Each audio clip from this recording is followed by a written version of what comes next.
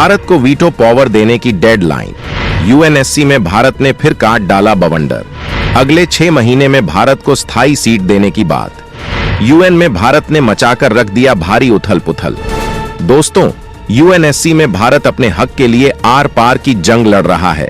भारत के विदेश मंत्री एस जयशंकर ने देश विदेश में यूएनएससी के लचर प्रदर्शन, विश्व में यूएन की भयंकर कमियां और विश्व में आए संकटों में यूएन की नगण्य भूमिका को लेकर आवाज उठाने का काम किया है और लगातार कर भी रहे हैं। तो इधर यूएन में भारत की स्थायी प्रतिनिधि रुचिरा कंबोज का जोरदार प्रदर्शन जारी है। एक तरफ एस जयशंकर दुनिया के अलग अलग देशों में घूमकर जिस तरह से यूएन के सुधारों और बदलावों में चीन का आना और यूएनएससी के रिफॉर्म को शुरू होने से पहले ही रोक देने को लेकर जमकर फटकार लगा रहे हैं, जिससे चीन भी एस जयशंकर पर भन्नाया हुआ है। तो दूसरी तरफ भारत ने यूएन ये धमकी भी दे दी है कि इस साल यानी 2024 में भारत को अगर इस संगठन का स्थायी सदस्य नहीं बनाया गया तो फिर भारत इस संगठन को अलविदा कह देगा। अगर दुनिया की सबसे बड़ी डेमोक्रेसी रखने वाला और सबसे विशाल जनसंख्या वाला देश इस संगठन को छोड़ता है तो फिर विश्व में इस संगठन का कोई मतलब नहीं रह जाएगा।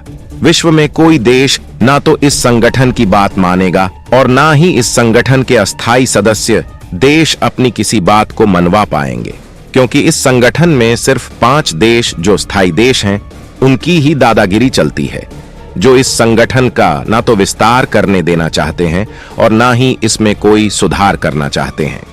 ये संगठन जैसा है, जिस तरह का लचर प्रदर्शन कर रहा है, उसे वैसा ही बने रहने देना चाहते हैं।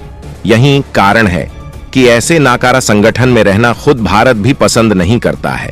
इसलिए खुद भारत इस संगठन को लास्ट वार्निंग दे चुका है और यही कारण है कि अब यूएन संगठन भी भारत को एक डेडलाइन दे सकता है और डेडलाइन है सितंबर 2024। जी हां, यही वो महीना है जिसमें भारत को वीटो पावर मिल सकता है और भारत की स्थायी सीट का ऐलान हो सकता है। अब ये कैसे हो सकता है, किस तरह से इसका ऐलान हुआ है और किस तरह से भारत ने इसके लिए चीन जैसे देश को भी घुटनों पर ला दिया है, ये सब हम आपको बताएंगे। तो वीडियो में आगे बढ़ने से पहले भारत के वीटो पावर और स्थायी सीट के लिए भयंकर जंग लड़ रहे टीम मोदी सरकार के अहम सदस्य विदेश मंत्री एस जयशंकर के सपोर्ट के लिए इस वीडियो पर एक लाइक जरूर कीजिएगा और साथ ही कमेंट में अपनी तरफ से कुछ लिखना ना भूलिएगा। तो क्या सितंबर के समिट में मिलेगा भारत को वीटो पावर?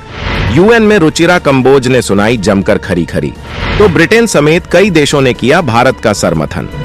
दोस्तों, भारत को अगर वीटो मिलेगा, स्थायी सीट मिलेगी, तो वो संयुक्त राष्ट्र सुरक्षा परिषद के शिखर सम्मेलन में ये काम हो सकता है। इस शिखर सम्मेलन में भारत को लेकर अहम ऐलान हो सकते हैं और इसके लिए भारत अहम तैयारियां कर चुका है। संयुक्त राष्ट्र में भारत की स्थायी प्रतिनिधि 78वें सेशन की अनौपचारिक बैठक में कहा कि संयुक्त राष्ट्र सुरक्षा परिषद में आवश्यक सुधारों की तत्काल आवश्यकता है। उन्होंने कहा कि इन सुधारों पर 1 दशक से ज्यादा समय से चर्चा चल रही है, लेकिन कोई ठोस परिणाम नहीं निकला है। यूएन में भारत की परमानेंट प्रतिनिधि रुचिरा कंबोज ने कहा, सुरक्षा परिषद में सुधारों पर चर्चा 1990 के दशक में शुरू हुई थी। दुनिया और हमारी आने वाली पीढ़ियों को अब और कितना इंतजार करना होगा? हम और इंतजार नहीं कर सकते।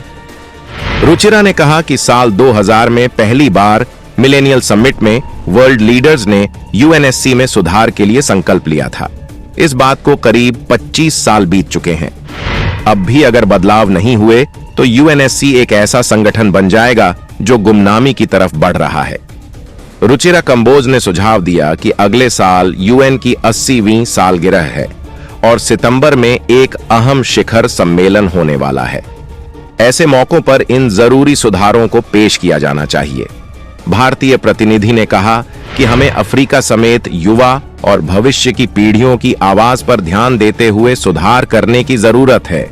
रुचिरा ने कहा कि यूएनएससी में बदलाव के नाम पर सिर्फ नॉन परमानेंट सदस्यों को बढ़ाने से संगठन में असमानताएं बढ़ सकती हैं। परिषद में सुधार के लिए इसके कंपोजिशन में सभी सदस्यों की समान भागीदारी जरूरी है।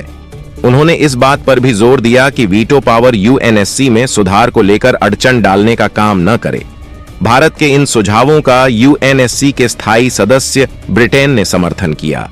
इसके अलावा G4 के सहयोगी देश जैसे ब्राजील, जापान और जर्मनी ने भी 193 सदस्य देशों के विचारों की अहमियत पर जोर देते हुए नॉन परमानेंट कैटेगरी में ज्यादा प्रतिनिधित्व के लिए भारत के बयान का समर्थन किया। इससे पहले फरवरी में भी भारत ने यूएनएससी में परमानेंट सीट मिलने को लेकर सवाल उठाए थे। भारत की स्थायी प्रतिनिधि रुचिरा कंबोज ने कहा था, भारत के बिना दुनिया में सबको साथ लेकर चलना मुश्किल होगा। सुरक्षा परिषद में सुधारों की जरूरत है।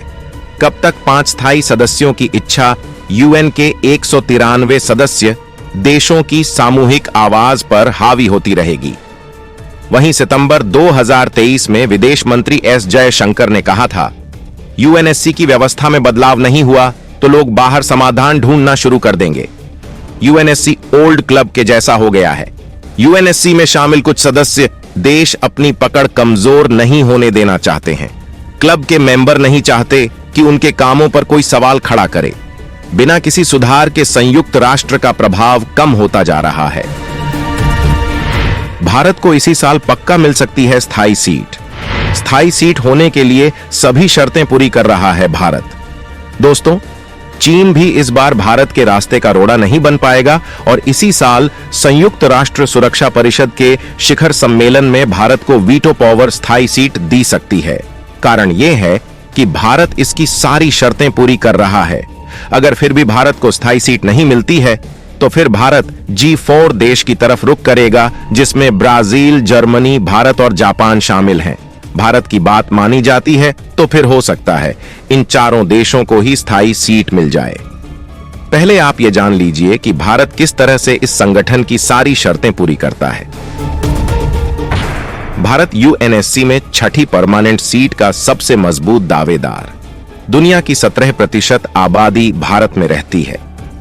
142 करोड़ जनसंख्या के साथ भारत दुनिया का सबसे ज्यादा आबादी वाला देश है। यूएनएससी में इतनी बड़ी आबादी का रिप्रेजेंटेशन होना जरूरी है। पिछले 1 दशक में भारत की औसतन सालाना विकास दर 7 से ज्यादा रही है। यह चीन के बाद किसी भी दूसरे बड़े देश की तुलना में सबसे ज्यादा है। इस आर्थिक ताकत को यूएनएससी में नजरअंदाज नहीं किया जा सकता। भारत परमाणु शक्ति संपन्न है, लेकिन वो इसका दिखावा नहीं करता। अगर भारत को सुरक्षा परिषद में शामिल किया जाता है तो परमाणु निरस्त्रीकरण प्रोग्राम में वह अहम भूमिका निभा सकता है। International think tank Atlantic council के सर्वे के मुताबिक यदि अगले 1 दशक में यूएनएससी का विस्तार होता है तो उसमें सबसे ज्यादा मौके भारत के लिए होंगे। एक्सपर्ट्स के बीच कराए गए सर्वे के अनुसार भारत के स्थायी सदस्य बनने की संभावना 26% रहेगी।